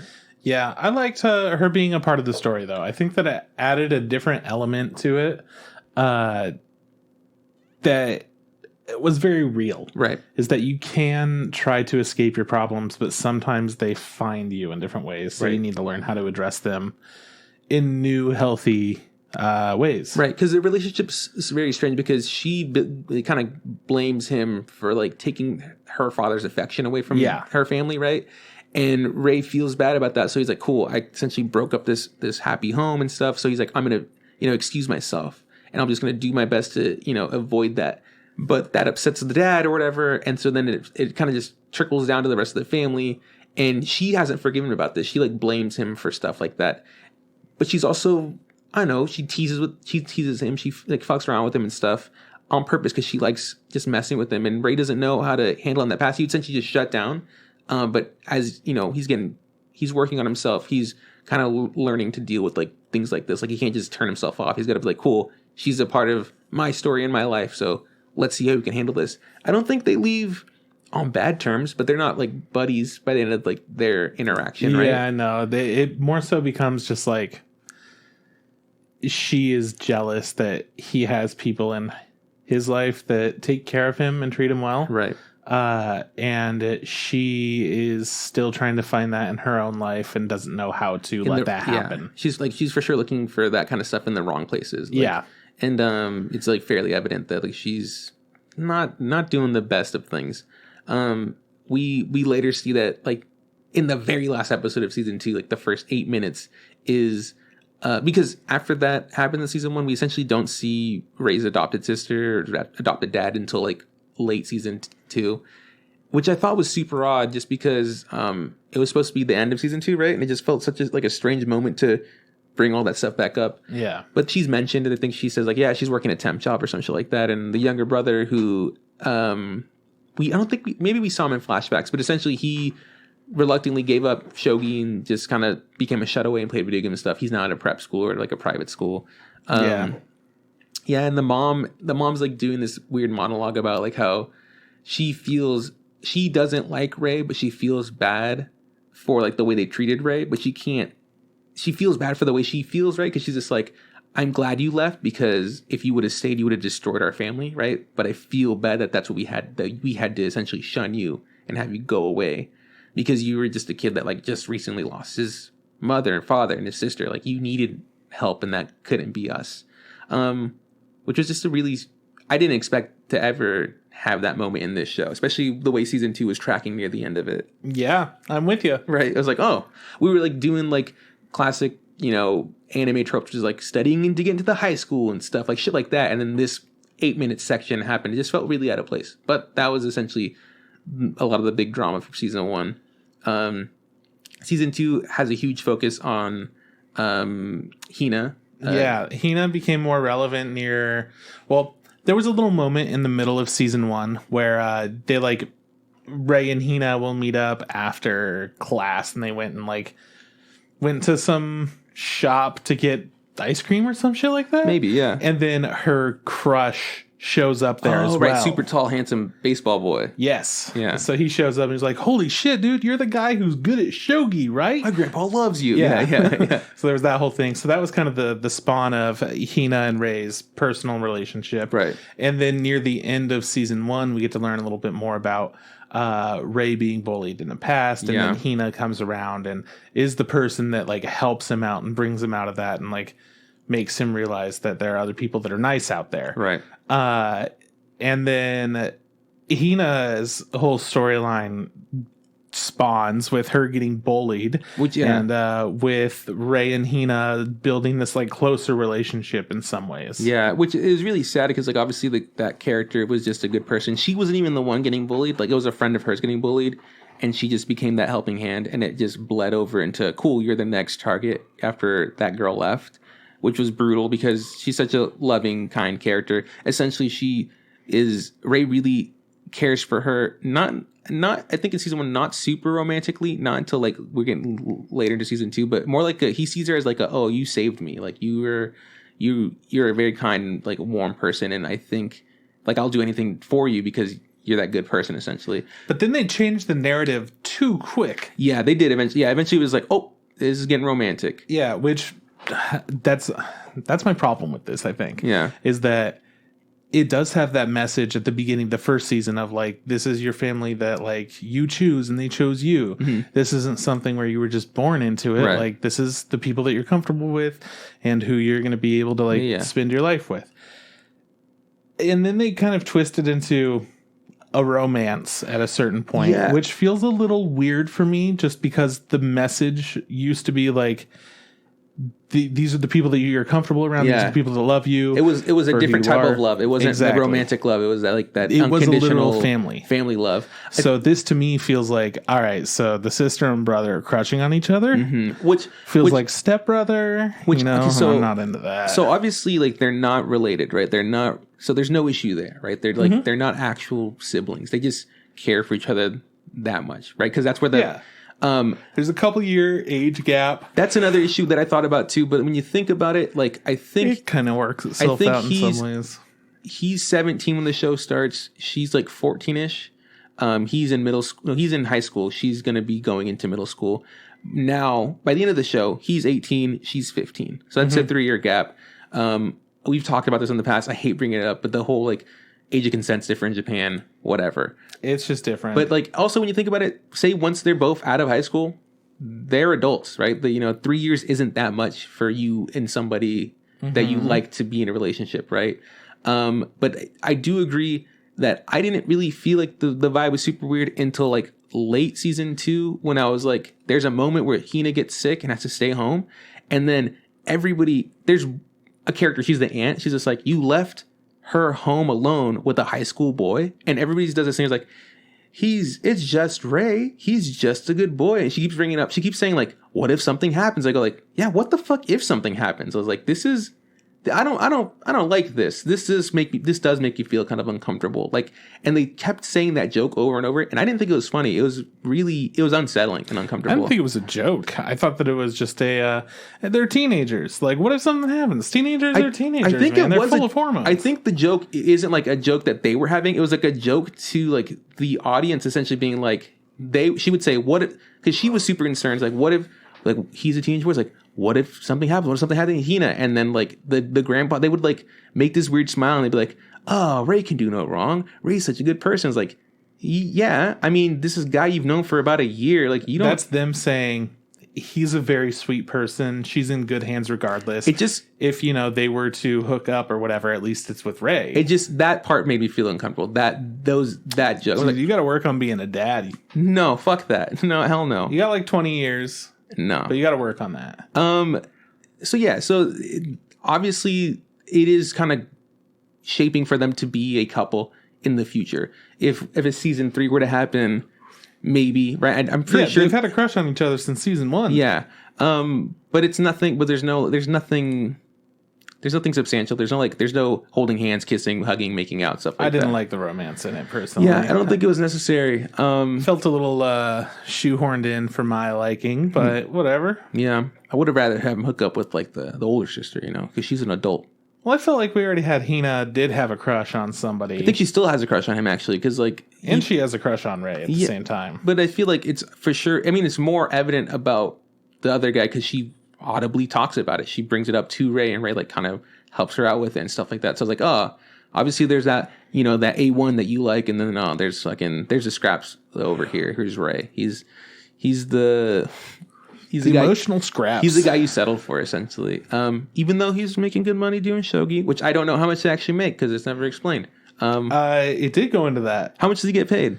Well, it depends on what the competition is and what place you are. But he didn't say. But he was specifically trying to mathematically figure out what do I need to win in order to get enough money so that this is no longer a problem for Hina in the future. But I'm saying I didn't hear any dollar amounts. Like he just says, like I gotta.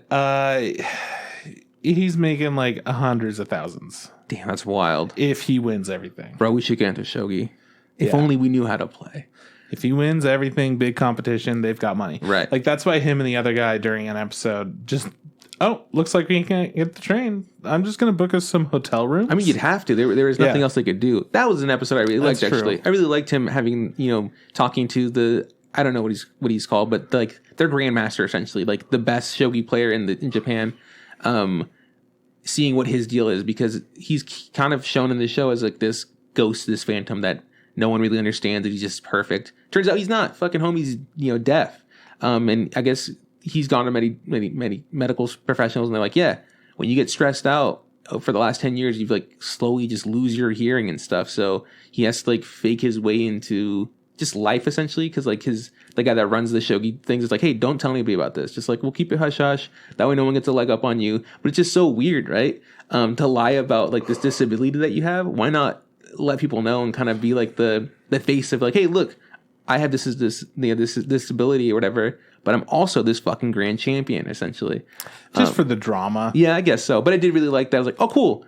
He's not a robot. He just can't hear. And he's human. He's, and, Ray helping him. And that's like in season 2, a lot of Ray's bits are like people being like, hey, dude, you're really nice. You're super mothering. Like, and he does. He likes to help people when they're like in need.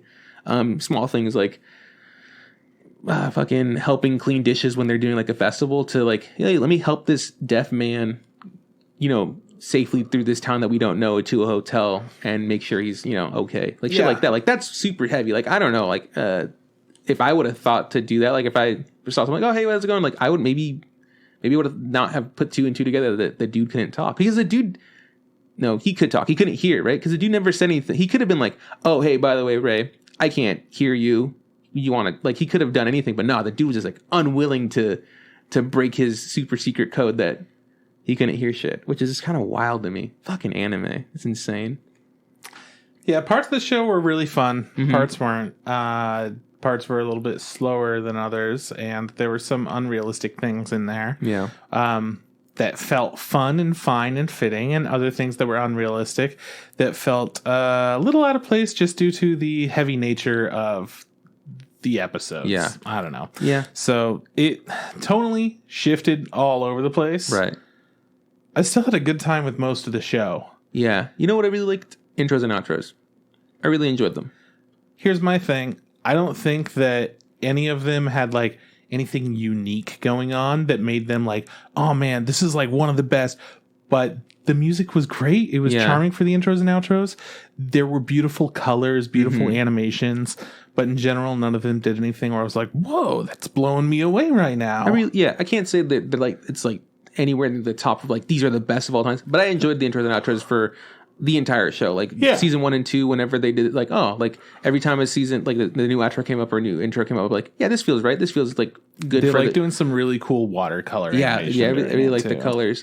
Characters wise, I know that I really like Momo as a character. Right? Momo was the best character in the show. Super sweet character. That's a younger sister. She's just really cute and adorable. They did a really good job. She's like 4. Yeah, they did a really good job of embodying that, like that wonder child bit. Like she just says random stuff. She's chaotic, but she's sweet. Super love the grandpa too. He's fucking fun. Great grandpa, super dope. And then also a super random character was like the president of the science club for some reason. He was just I guess he's a year older than Ray in school, and he had a mustache, and people just seemed to always think he was older than everybody, or like he was a teacher. He was a professor, yeah. But he was a really nice, funny character. Like he was just always like, ho, like really like, let's do this fun science stuff. Eccentric, weird dude who made food that involved science in some capacity. Yeah. And he was so much fun and so enjoyable, and I'm glad that he got to be a recurring character and an important character, I think. Yeah. Because essentially Ray gets to know them a little bit. He's introduced by one of his instructors, and then eventually they're able to make a combination Shogi Science Club. Shogi Science Club, which is fantastic. So it's essentially just Ray meeting up with these friends, which is giving him like more incentive to branch out in other places in his life. Right.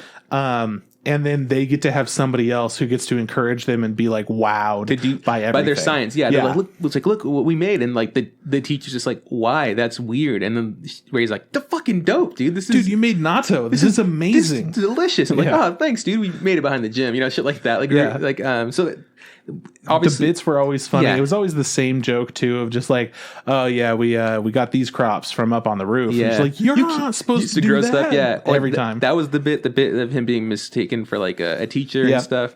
But yeah, super, super cool characters. Amazing character, just a small little one that fit in. They did have so many strong characters in this show. Yeah. I feel like the weakest ones were in the like shogi circle. Yeah. But they still were interesting, important characters. Yeah, I still enjoyed some of the shogi ones. Like the guy that has a stomach ache that essentially takes Ray under his wing. I enjoyed his bit. Again, super sad. I enjoyed the rookie king. He was kind of built up to be this person. I did not expect him to look the way he looked. He was like a tall, bald man that was, I guess, younger than 26 because Rookie King can't be older than that. And then after he loses and goes to the next episode is like him. We see him like tending his field and garden and like taking care of his like messenger pigeons and stuff like that. That was one of my favorite episodes. Like it didn't matter. It had nothing to do with anything else. It's just showing us that how he felt about his loss and how he took it. And I was like, I really enjoyed that. Like, more pigeons. We need pigeon anime is what I need. One of my favorite episodes in anything I've ever seen is from Eureka 7. And it is pretty much a filler episode. Right. You told me. Yeah, I think, the two couples or whatever. Is that not that one? There was a couple. Essentially, the main character has passed out, and this dude brings him to his home where his wife has a thing that everyone has in this world, not everyone, but a lot of people have, called desperation disease, where she's like catatonic. She just stares forward all the time. And she doesn't talk. She doesn't like think. She's essentially like quadriplegic. Like a vegetable kind of thing? Okay. So yeah, this dude just takes care of the main character and his wife, and it's just like a super nice guy. And that's the whole episode. Right. Just him being nice. Yeah. And then being like, all right, I helped you out. You're on your way. Cool. And then they bring him up later, which is also a fantastic little cameo. Throwback. Yeah. Just like, hey, what's up? I'm here. Yeah. No, it's a Eureka 7, man. That's not the way shit goes. What's up? Yeah. Yeah, it's always like, hey, this fucked up stuff's going on in this part of the world. Bet you didn't know about that. Yeah. It's like, oh, man, okay. Yeah, so it's like shit like that. Like, obviously, had a huge cast. So many people. There were so many people in this show, and they did a fairly decent job of making some important ones. But yeah, there's also some really corny ones. Like, there's the pretty blonde-haired dude or whatever. And there was that, I don't even know who he was. He just kind of came out of nowhere. He was like the shogi, I guess the guy that's in charge of the thing was like trying to make this match happen with like a super pretty boy and a super old guy. I was like, yeah, I don't even know who the pretty boy was. He would take people camping or whatever and like save their lives. I was like, this is really weird. I don't know why this is here, essentially. Shogi shit was weird. Yeah, that shit was weird. Yeah, but that's I think that's it. That's all there really is to talk about March Comes Like a Lion season 1 and 2. I enjoyed it. I don't know. I do agree. I think it's hard for me to recommend this to like everyone or to certain people because it's just all over the place essentially. Yeah, it has a lot going on with it. So it really is only for people that truly love anime. Yeah. But I feel like if you are that kind of person, you still might not probably, like it. Yeah, you're either already taking a chance on it because, it's a new anime that you haven't seen, whatever. Or, it's got so much going on that who knows if you would even like it. Maybe it's just not worth watching. Did you watch it on Crunchyroll? Yeah. Okay, I watched it on Netflix. I think the dub's really good. I enjoyed the dub. I think the voices all really fit. I think when I first saw it way back in the day, it must have been subbed. Maybe that's one reason I really couldn't get into it, because there's so much. But in English, it was easy for me to follow along. So yeah, I check it out on Netflix. There was one episode that was out of sync though. It was really hard. I don't know why. Like I couldn't figure it out. Like it was the episode before it was fine. The episode after it was fine. The one episode, the audio was just a little bit ahead of where the fucking show was. Strange. Netflix, man. Fucking Netflix. Can I get the powerhouse of anime like that? Come on, man. Come on, dude. Come at us, Netflix. No, don't come at us, Netflix. We know some people that work in Netflix. Yeah, it's fine. Fucking come at us. I forgot his name. Damn. Oh, I got it. I forgot it. Really? I think I really did, yeah. It's okay, sweet baby. I know you're not listening. What's it start with? A? Don't worry, baby. Oh my God, I feel so embarrassed. I hope you're doing great in Mexico City, man. Oh no. I love you so much. Is it Jeff? No, it's not Jeff. It's really close, but it's very far off. Jesus Christ. It's another man's name, yeah. It's okay, I love you. Yeah, it's fine. I forgot your name. I know the other one. Sarah. Why the fuck do you remember? Because that's the one we talked about most recently, I think. Okay. But we also talked about him, I think, a little bit before we talked about Sarah. I think so. Yeah, whatever. I don't feel bad at all. Next week, we're doing Records of Ragnarok. That actually comes out the day this airs on Netflix. It's probably a hentai. Juan's making us watch it. It's not a hentai. It's pretty cool. It's for sure shonen. It's absolutely a fighting anime. So Trip might hate it. I might hate it too. I might love it because I read the manga. It's pretty good. It's Netflix. How many fighting How Netflix many powerhouse animes? of animes have... I'm too fucking... I can't handle that right now, man. Andrew Han. Fuck you. Whoa, I nailed it. I fucking got it. It took like 12 hours, but you finally remembered his name. Our boy Andrew, what's up? I love you, bud. Yeah, so that's what we're doing next week. Should be on Netflix. Check it out if you want to, watch it before you do the show. If not, we'll let you know if it's worth it. Probably not. It's on Netflix. If you like our theme song, check out Not Mars on Spotify. Trip, where can people find us? Facebook, man. Look up the Instagram podcast. Same thing goes for Instagram. Look up the Instagram podcast. If you want to send us a tweet at Instagram Pod. Podcast Interfit. And you could shoot us an email, instagrampodcast@gmail.com. Each week we stream on Twitch while we're recording. Right. That's twitch.tv/Crispather.